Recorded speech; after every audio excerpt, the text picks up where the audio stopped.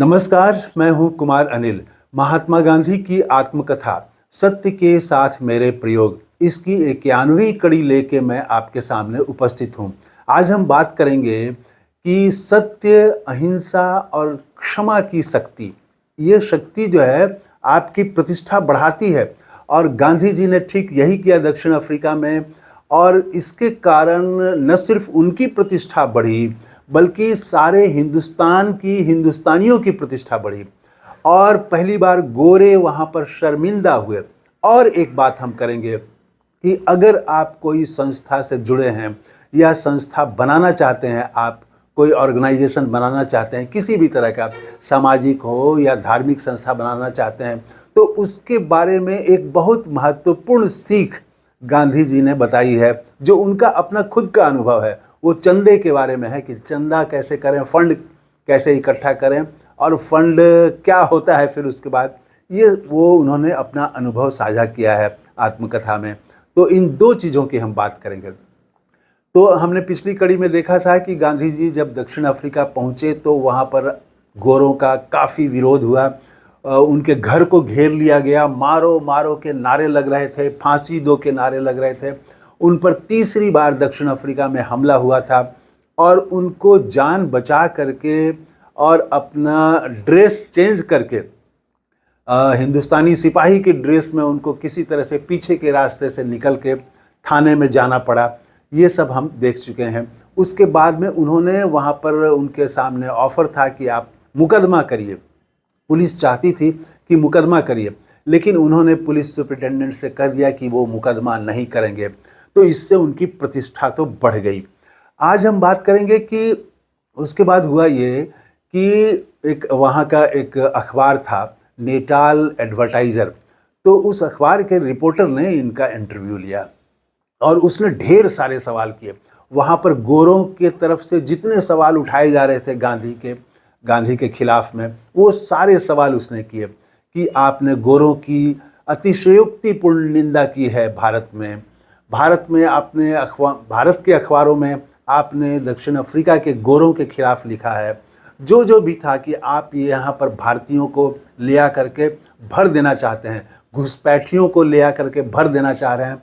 और इसीलिए जो दो जहाज़ नादरी और कुरलैंड से खुद गांधी जी आए थे, तो ये दो जहाज़ में भर भर के आप हिंदुस्तानियों को लेके आए हैं ताकि यहाँ नटाल पर कब्जा किया जा सके और गोरों का जो भी यहाँ पर गोरों की प्रतिष्ठा है, तो गोरों का रोज़गार है, उसको आप ख़त्म कर देना चाहते हैं, उस पर कब्जा करना चाहते हैं। ढेर सारे उसने सवाल किए। गांधी जी ने यहाँ पर थैंक्स कहा है सर फिरोज शाह मेहता को।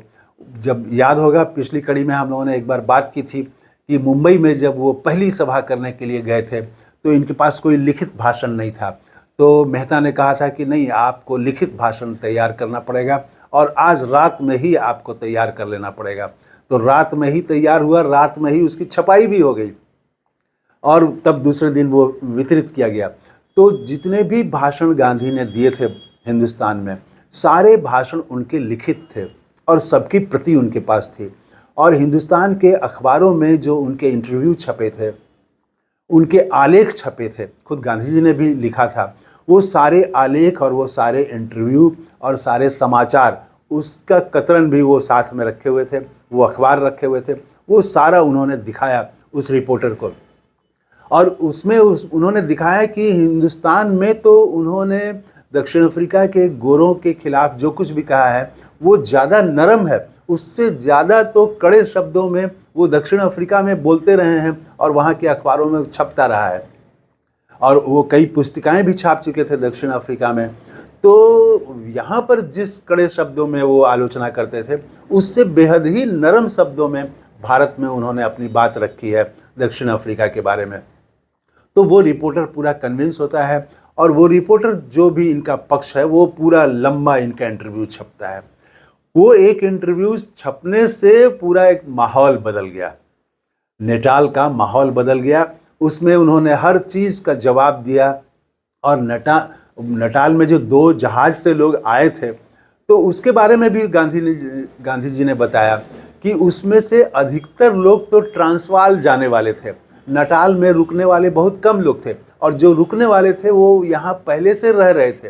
तो ऐसा नहीं कि नए लोगों को वो एकदम खोज खोज के और पकड़ पकड़ के गांधी जी ले गए हैं वहाँ नैनीताल में कि हिंदुस्तानियों की संख्या बढ़ा दें, वो जानते भी नहीं है किसी को। तो ये सारी बात जब आई, और उस समय असल में वहाँ भारतीय जो भी जाते थे वो नटाल में नहीं रुकना चाहते थे, क्योंकि नटाल में उस समय मंदी चल रही थी और ज़्यादातर जो लोग थे वो ट्रांसवाल जाना चाहते थे, वहाँ उनका बिजनेस ठीक चल सकता था। तो ये सब जब बातें छपी तो पहली बार नटाल के गोरे जो हैं वो शर्मिंदा हुए, और इसके साथ ही गांधी की लोकप्रियता बढ़ गई। तो इन क्या चीज़ें, 3 चीज़ें यहाँ पर दिखाई पड़ती हैं। एक तो सत्य, गांधी जी ने झूठ नहीं कहा, गांधी जी ने जो बात कही थी एक एक का प्रमाण दिया उन्होंने, जो भी सत्य था उसका प्रमाण दिया उन्होंने।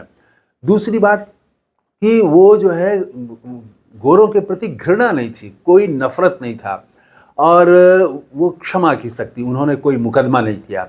वहाँ जिन लोगों ने उनके घर पर हमला किया, जिन लोगों ने उनकी पिटाई की, तीसरी बार पिटाई हुई, और इसके पहले भी 2 बार वो मुकदमा नहीं किया था उन्होंने।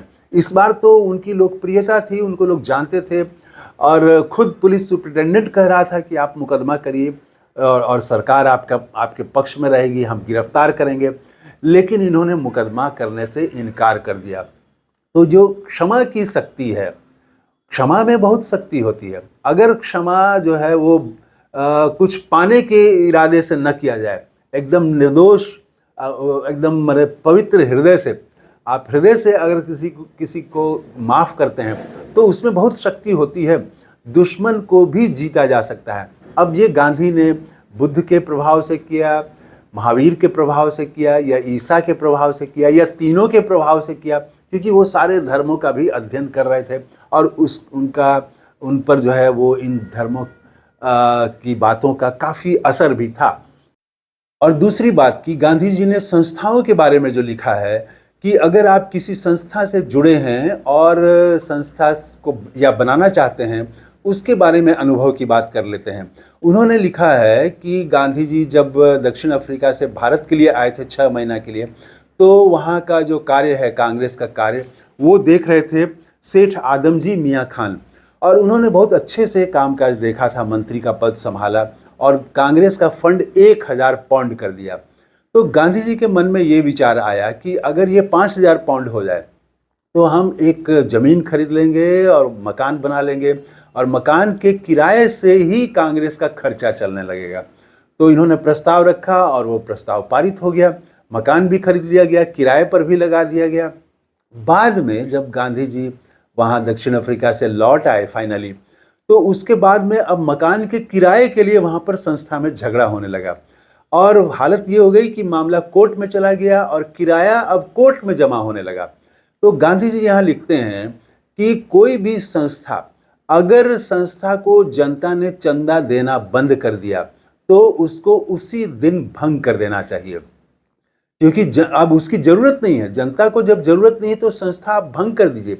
फिर वो लिखते हैं कि वो देखते हैं कि बहुत सारी सामाजिक संस्थाएं, यहाँ तक कि धार्मिक संस्थाओं में भी वो जो ट्रस्टी होते हैं, ट्रस्टी का मतलब कि जिनको देखभाल करना है संपत्ति का, वही संपत्ति के मालिक बन जाते हैं।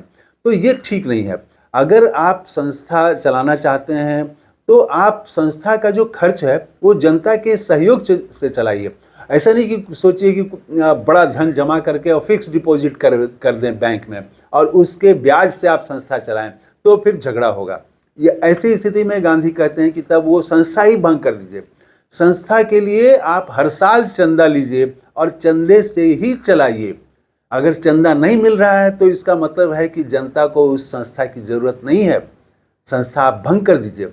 ये गांधी जी का अनुभव है। तो थैंक यू, धन्यवाद, जय हिंद।